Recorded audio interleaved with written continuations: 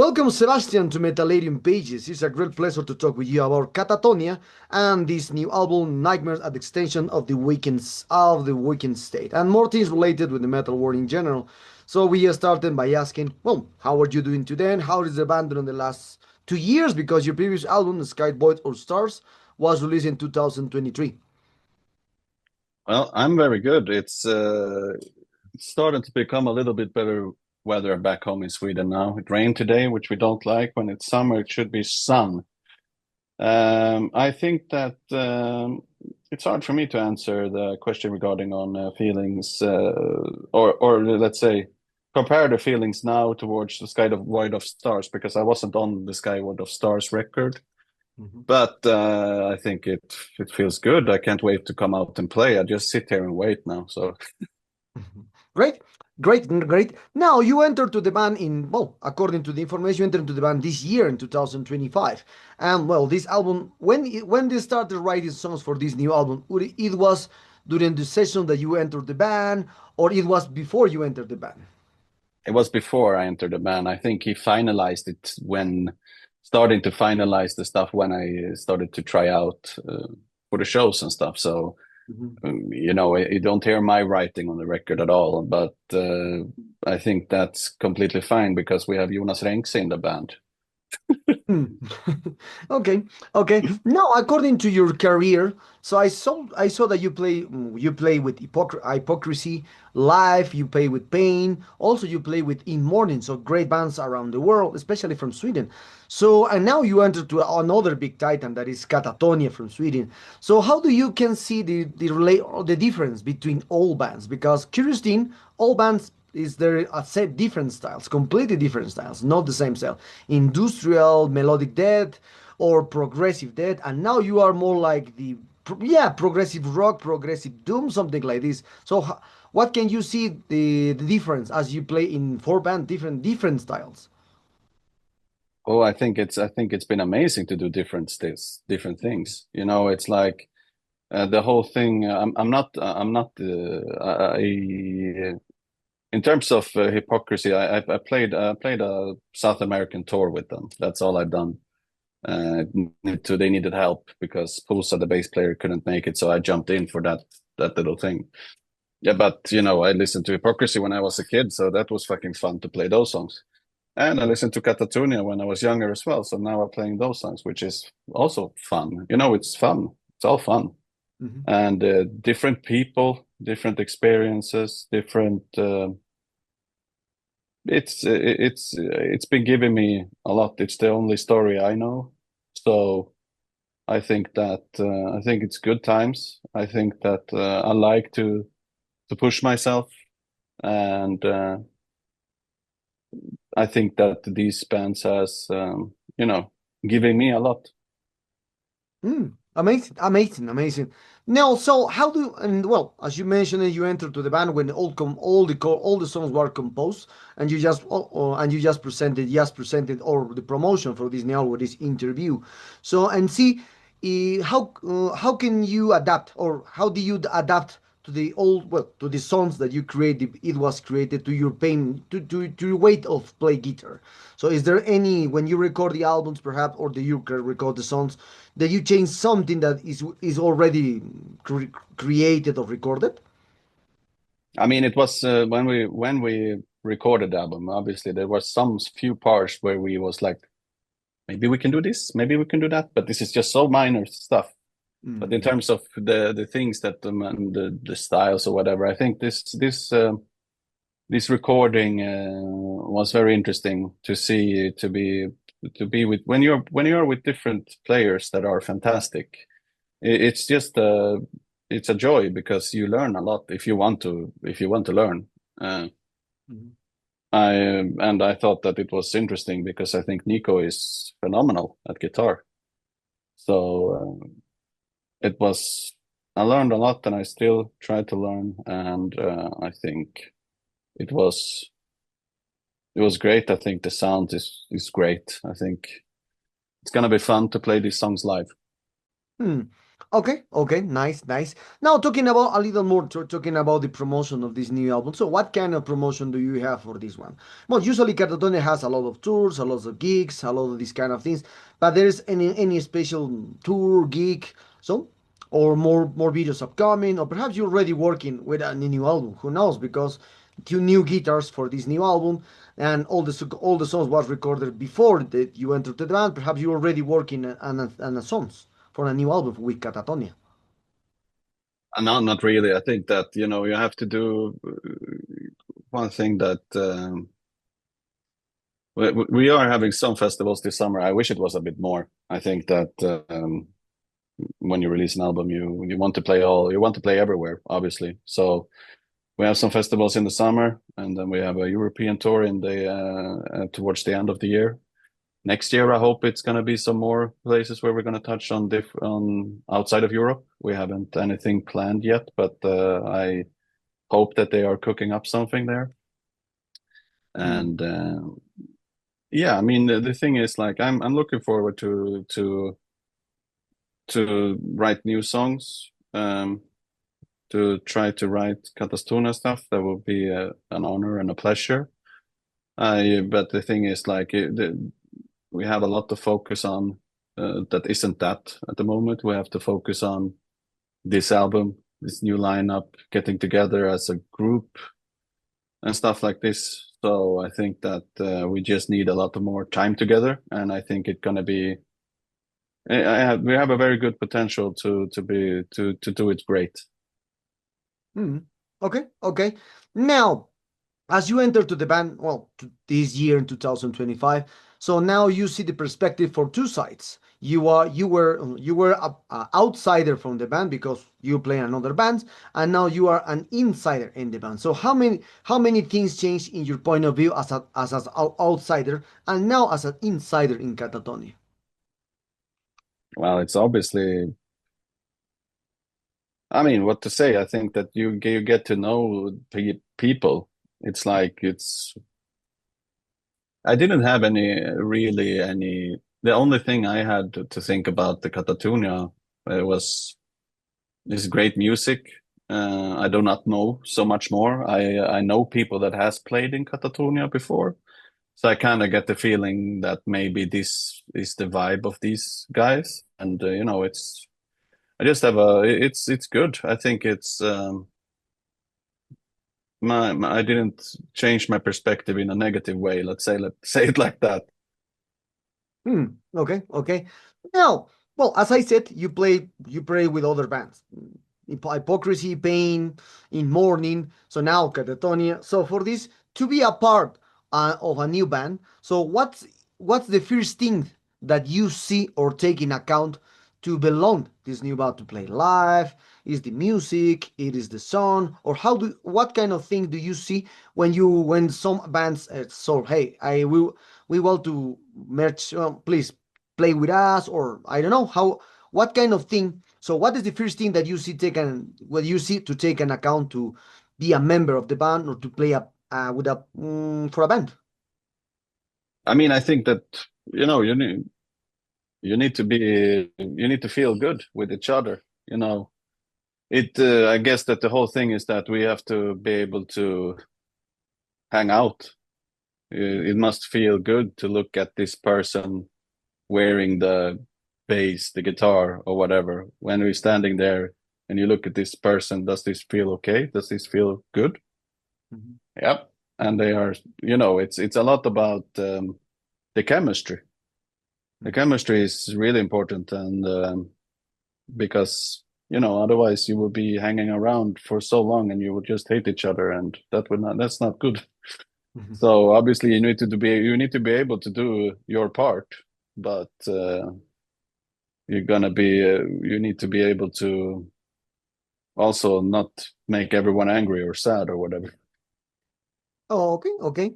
So now that you have a lot of experience working with a well-known bands that I mentioned before, so did you think, for example, or do you think that you will in the future you will release your own band, you are creating your own music beyond of the sounds of Catatonia, Hypocrisy, Pain, or In Morning?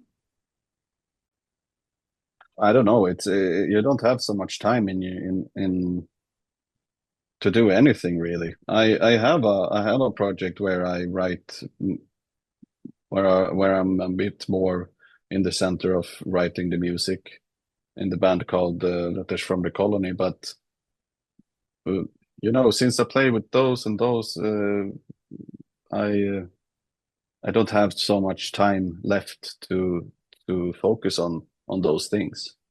So I don't know what the future will do to look at it. But to look at it, I'm the youngest guy in the band, and the band will not exist forever. Mhm. So when the band doesn't exist anymore, or the bands doesn't exist anymore, I don't see myself as to stop playing music. I don't think I will never do that. So I think that whatever will happen. Mhm. Okay, okay. Now, as well, talking about other kind of things about this, about the metal world in general, especially in the stream music, because as you can see, there is a ton of musicians that with great skills, great drummers, great guitarists, great bassists. I don't know. There's a lot of musicians now in the world. So, but with this new perfection into the music, into the stream music, you can see that the sound and all these kind of records are very has a standardization. All new records sounds amazing, sounds incredible, no bad words, no nothing. So what kind of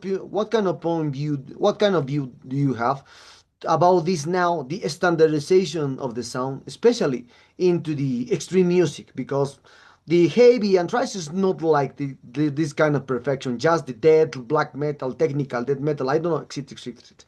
So, what kind of opinion do you have for the standardization of the sound in extreme music, especially?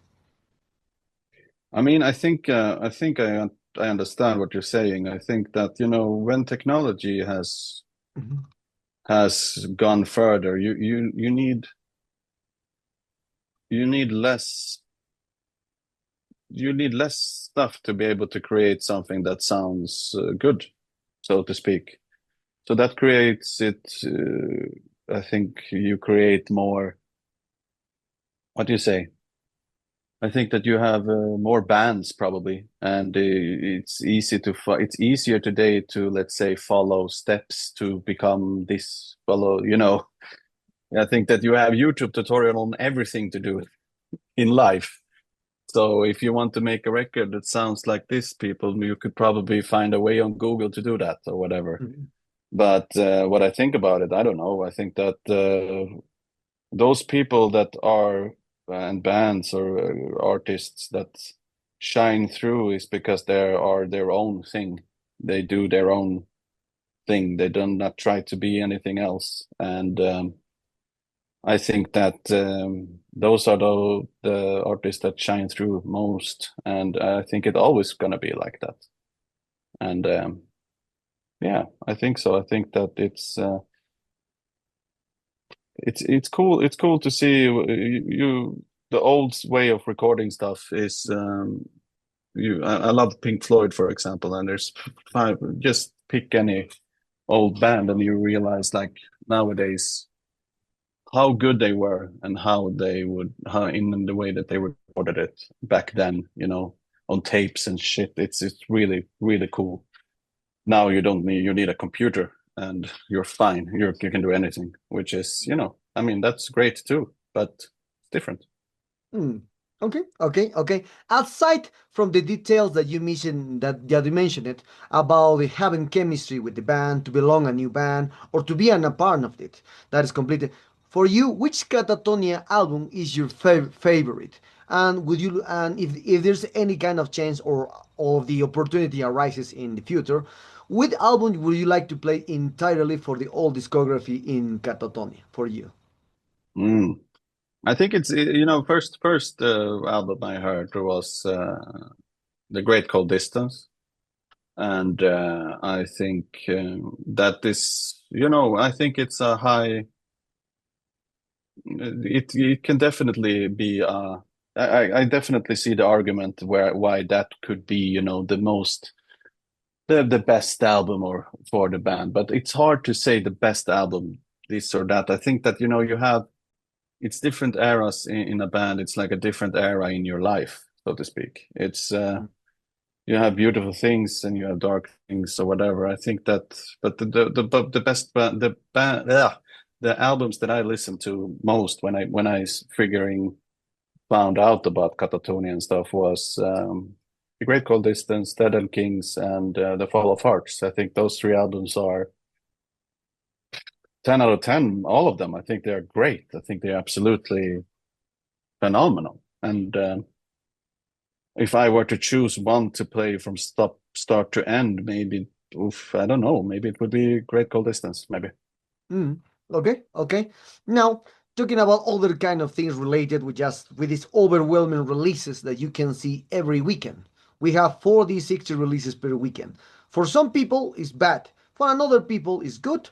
But we have also with this overwhelming releases per weekend, with this span attention that the people just listen singles and not albums anymore.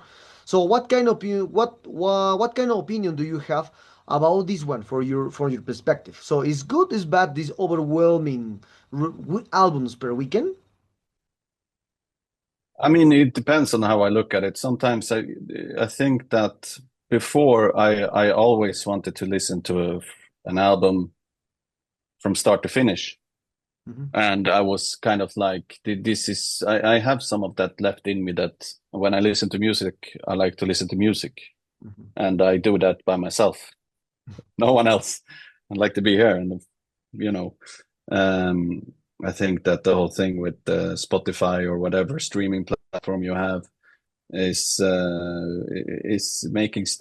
making things different because you have obviously everything in your phone, which is it's nice. Obviously, it's nice. It depends on how you. If you are open and if you are happy, then everything is good. Obviously, it's perfect. But if you have, I think that I don't like. I like quality over quantity, so to speak. But I have nothing to say really about how it's just inevitable that when technology comes, it's gonna be like this. I prefer to listen to shut my eyes and let the music just take me on a journey. But it's not gonna happen as easy if you have on shuffle mode, so to speak. Mm. Okay, okay. Well, as a guitarist, all the time you are receiving influence since the beginning to now. So for you, if you selected your best influence to encourage to play guitar since the beginning, which guitarist in the metal scene encouraged you to play the guitar? I think first was I think the first one was David Gilmour from Pink Floyd. Mhm. Listen to also Tony Iommi from Black Sabbath as well. His uh, when I was starting to play guitar, I thought this is good. Um, I think I listened to a lot of Lamb of God because I thought it was they are so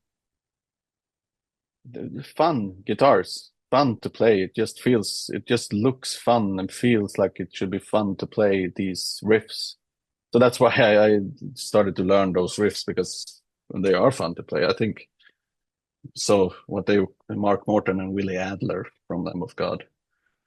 I I think there's so many. And you can just name so many that from one point of view gave you something. Like let's say Fredrik Thorendal from Meshuggah as well. It's like that's it's a lot of guitarists that just influences you. I don't have like one that I have like tried to look at everything of. I never really done that completely. So my favorite could be maybe David Gilmour. Mhm.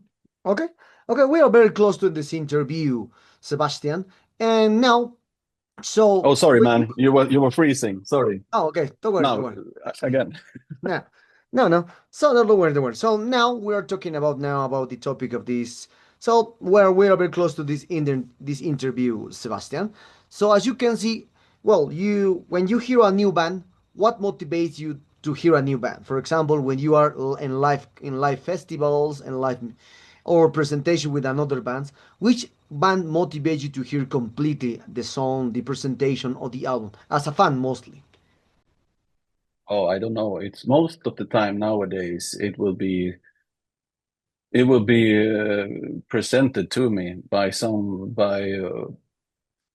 let's say if you're sitting and having drinks with some friends or drinking beer or wine or whatever, and they put this song on, and then this is when I can realize or something. Maybe it's that's actually when it happens, because you realize you're sitting having a good time, and if it is something that is good, you become like, wait, what is this? Kind of. It's and then you would be, oh, this is this, and then you save it on your phone or whatever, and then you will look at it later. That's probably most of the time I I get the so to speak, that I get into a new band. Hmm. Okay, That's okay. someone else that I trust or whatever, or someone that you should listen to this. Okay, I trust you. I will listen. Well, okay, okay. Well, Sebastian, we arrived to the sad moment of this interview. I hope you enjoy this one like me. This new album's a great one. It's a great one. Congratulations on this new one. And perhaps you want to add something to your Latin American fans and obviously Metallerium followers. Yes, of course. I can't wait to be back in any Latin American. You're from Chile, right? From, well, in this case, the media is from Peru, Colombia, and Mexico. Oh, Three countries. okay. I played in Mexico and Colombia. I've not played in Peru, Mm. but I do love. Uh, One of my favorite places is to come to in South America. You guys are crazy, and you are the best. I think that it's. I can't wait to be back and play. Mm. Amazing. Oh, one last question for this. Well, you mentioned it that you play before here with Katatonia and other gigs for this.